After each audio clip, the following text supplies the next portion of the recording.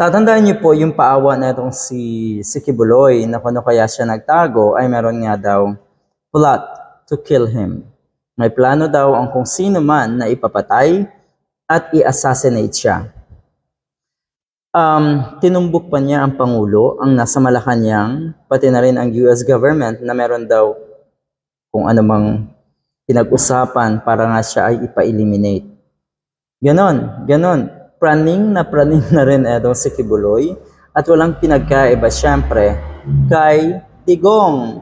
Ngayon, sumaligbat syempre, sumabat etong si Marcos Jr. ang nasa Malacanang. Pero sa pagkakataong ito, ako'y naniniwala rin na sino at bakit ka i-assassinate? Ano ka, Santo Papa? Ano ka? Isang napakalaking political or leader ng ating bansa. Bakit ka i-assassinate? Ano yun? Sino ka? Diba? Sa tingin ko naman, pwede ka siguro talagang pagbantaan ng mga taong ginawan mo ng kabulastugan.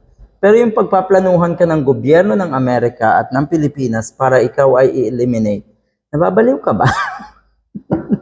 Grabe naman talaga itong si Kibuloy. So yan po ang pahayag ng nasa Malacanang.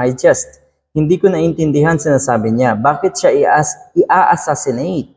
Komento ito ni Marcos Jr. doon nga sa kuno ay posibleng or may plano na ipapatay si Kibuloy. At kung sino man yung nagpaplano na yon, tinutumbok niya na yung nasa Malacanang. Anyway, dumalo ka sa congressional probe.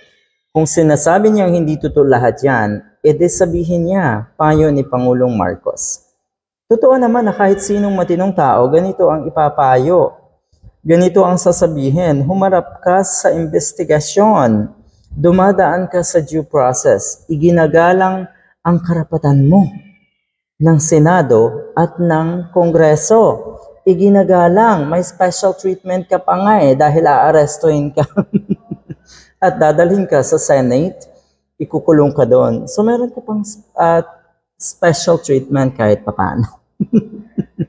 Grabe naman kasi itong si Kibuloy.